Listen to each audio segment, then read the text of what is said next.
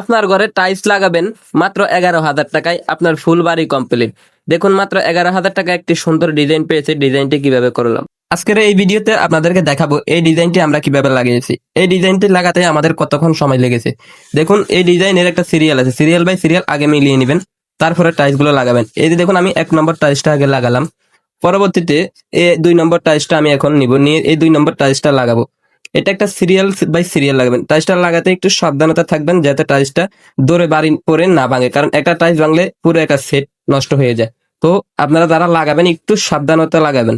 এই দেখুন আমার 2 নম্বর টাইলসটা মোটামুটি ক্লিয়ার হয়ে আসছে। তারপরে আমি 2 নম্বর টাইলসটাকে আস্তে আস্তে আস্তে আস্তে মানে টোকা টোকা বাড়ি দিয়ে লাগাইছি। আমার 2 নম্বর টাইলসটা লাগানো শেষে আমি 3 নম্বর টাইলসটা লাগানোর জন্য বালু দিয়ে রেডি করতেছি।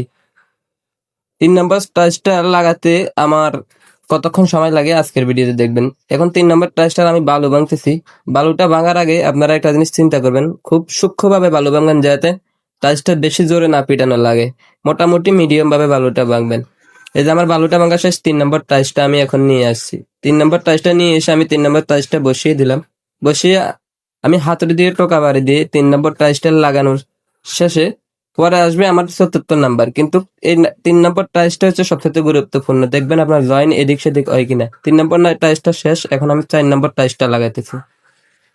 4টি টাইলসে একটি ডিজাইন। দেখুন এই 4 নম্বর টাইলসটা আমার লাগানো মোটামুটি শেষের পর্যায়ে।